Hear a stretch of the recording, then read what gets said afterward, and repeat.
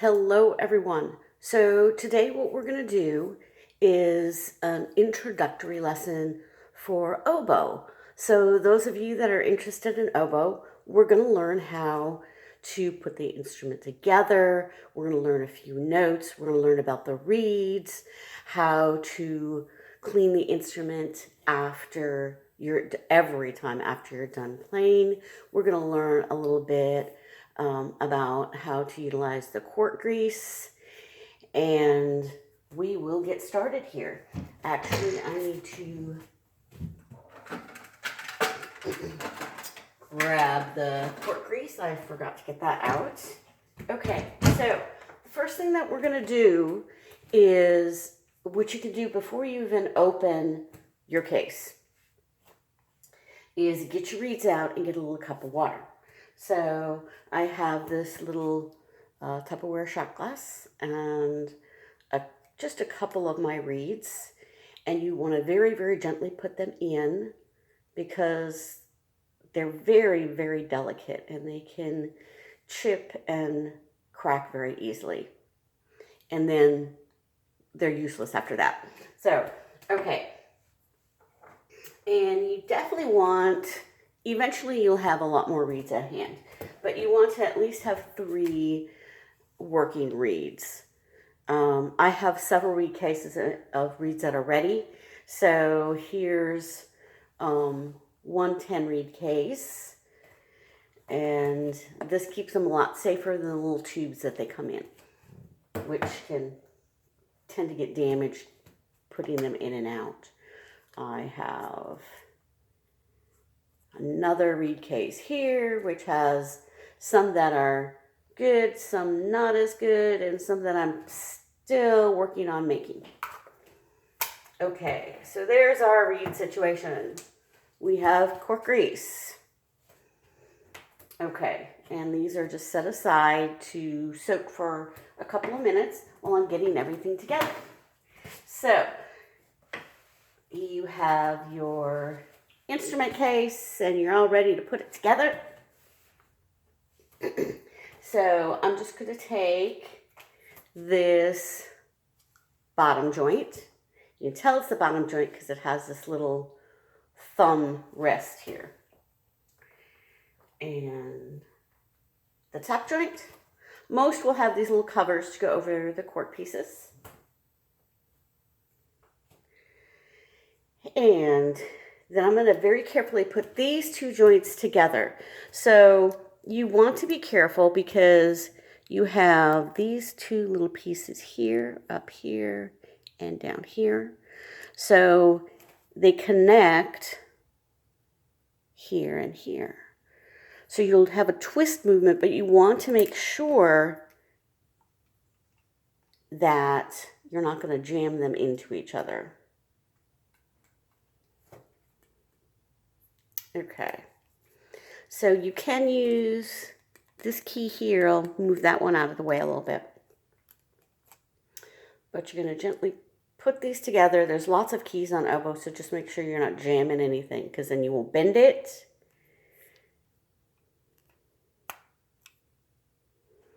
There we go. So see how they're nice and locked into each other? Okay, so now we have the bell. I want to show you about the cork grease before we do that though. So it looks like a little chapstick, and you're just going to take the cover over and rub it in, rub a little bit on it, and then just really, really rub it into the cork. We want it into the cork. If it's not into the cork, then you're going to put the other piece on, and it's going to end up inside the joint. It'll end up in here and even down in here, and that's not a good situation. So, okay, so this one, I'm going to push this key because it'll move this lever out, and then it's going to connect to this piece. So there's a lot of connections here to make things work because our mechanism An oboe is very, very detailed. You can see all of these keys here. That's absolutely crazy. Okay, so now we're going to see if either of these reeds is soaked enough and going to work well. I'm just going to push out any excess water through the bottom end. You can also rub some cork grease on your reed. Make sure, again, you rub it all the way in. And you'll put it in this reed well here. You want to push it all the way down, otherwise one of your notes will be really funky sounding. Before we do that, we're going to see if we can get a crow out of this. So I'm going to take the whole thing in my mouth, and I should get a split of 2 notes. If it's working really well, may or may not happen. Not a big deal at this point.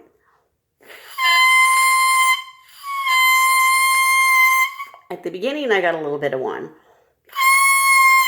but we'll still make this work.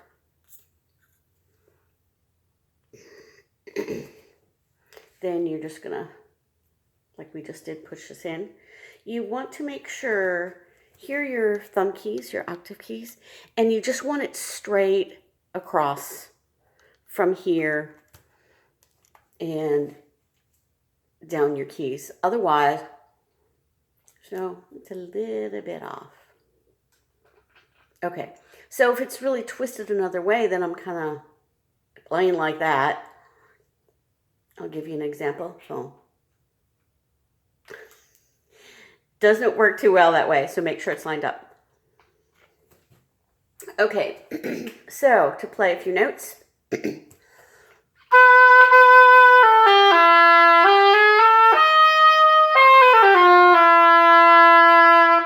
And you can see my face is kind of contorted around the reed.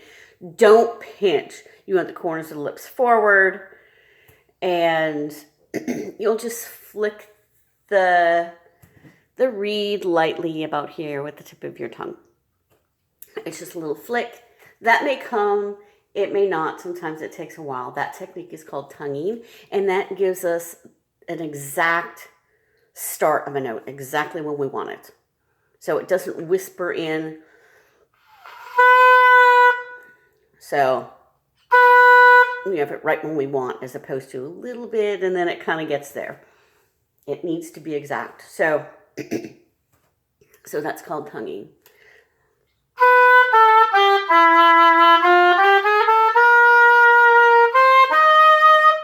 Okay, so we're going to learn a few notes today. So we're going to start with learning, we're going to start with C. We're going to start with B. So we'll come back and catch C later. So B is just going to be this first key here. You see it rolls down to that. We don't want to go there. We want to cover that tiny little hole and push that key down. Our thumb is resting here. We're not using any of those keys today. Okay, so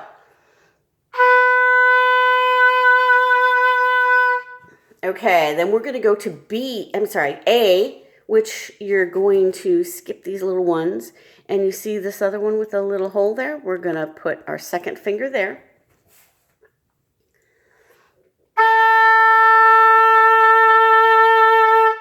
That's A. You can also see as I'm playing how my bottom jaw drops. I'm trying to make the inside of my mouth as large as possible, and then gently forming my lips, which would be my embouchure, around the reed without pinching it, because that's all of the room we have to get our air through. So there's a lot of resistance. Okay, we're going to add a third note, which is G. So we're going to skip the one with that little arm on it and go here.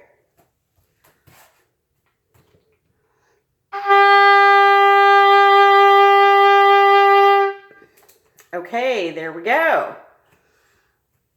And before we pick up that C, we're going to play a little song. So you already know we have 3 keys, and that's all we need to play hot cross buns. So that's really cool. First song.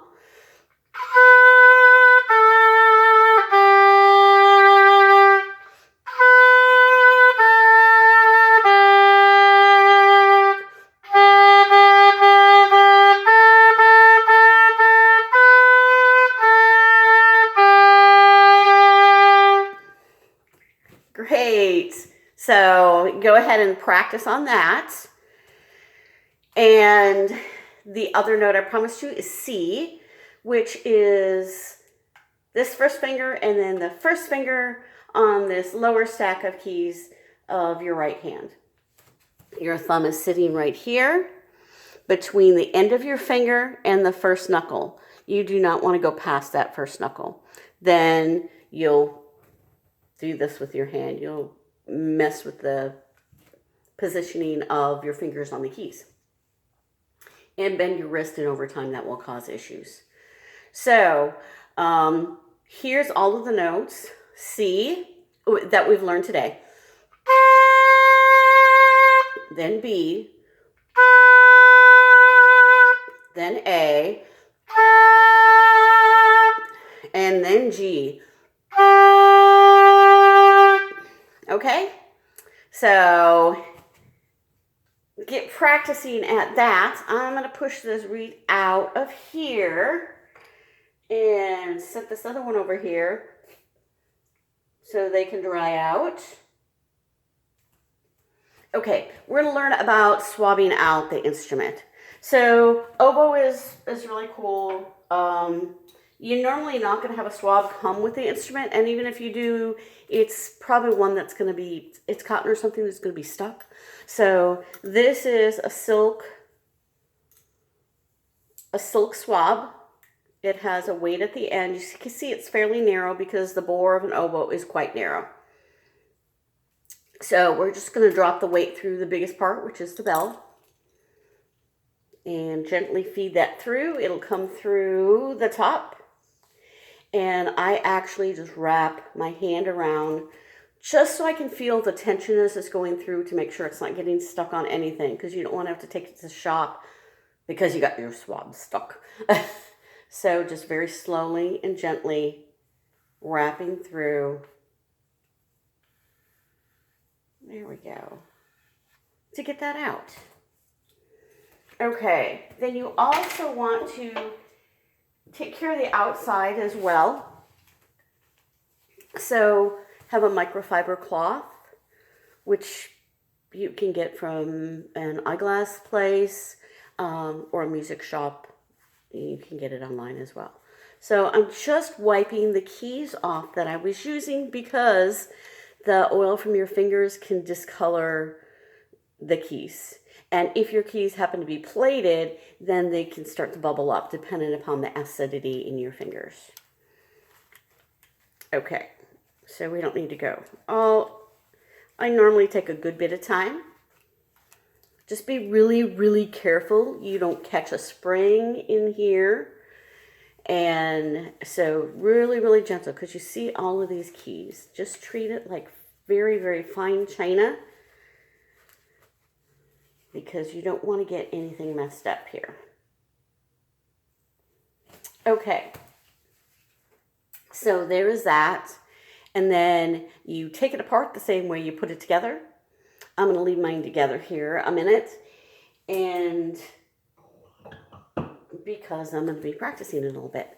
So if the weight of the instrument starts to irritate your thumb, you can get a neck strap for oboe.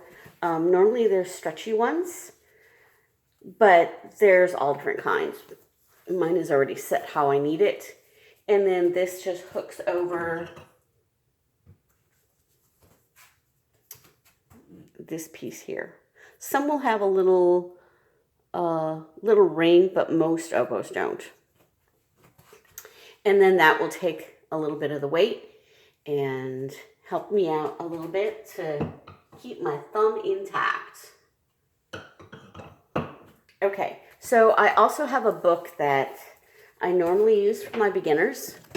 It's Elementary Rubank for Oboe. So you can take a look at this. And it just starts with the notes that, that we learned. And it gives you the fingerings for them and where they are on the staff, so you can learn to read on the staff. So when I teach any beginning student, I make sure that we're learning how to read the music and the instrument at the same time, so you're not behind in anything. So, my name is Shannon, and if you are viewing this video on Take Lessons, then you'll be able to get to my profile from this video. And there's an Ask a Question feature there. So if you have any questions for me at all, you can just key them in there and I will answer as soon as I see it. If you're seeing this video on another platform, you will have access to message me from there. And also, if you're interested in taking some lessons to learn the instrument, then go ahead and reach out to me as well. And I would love to try to figure out how to schedule you in, whether in person or online. And you can intermix both of them if you like to be hybrid lessons. I have several students that have done that after the pandemic because they were really comfortable with the situation of online lessons, but still did want to see me in person once in a while. So that's always nice. A lot of students don't have that option because they're not in my same area, but feel free to reach out. And I hope you have an absolutely wonderful weekend, wonderful day. It's actually Friday morning here, June 10th, getting ready to start my day and my weekend. So I hope you do the same. Bye.